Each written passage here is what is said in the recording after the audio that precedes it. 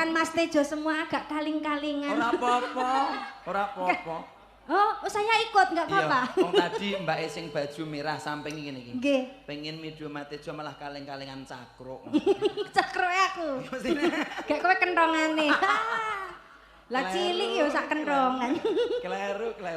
Lho rombongane rawuh sak bis meneh yang.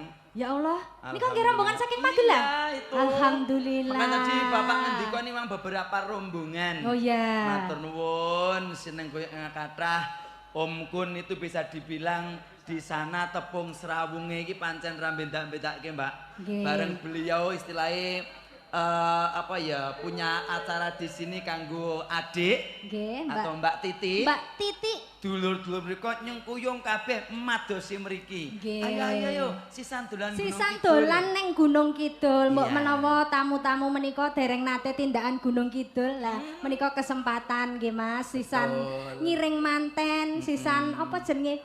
Yo, Piknik. piknik utawa istilah healing. Waduh. Bahasa Indonesiane healing. Anu wedange dihilingi. Hilingan gabah. Gilingan. Healing. Mesam-mesem, Guyang-guyung. guyang-guyung, saja arep mundut lagu.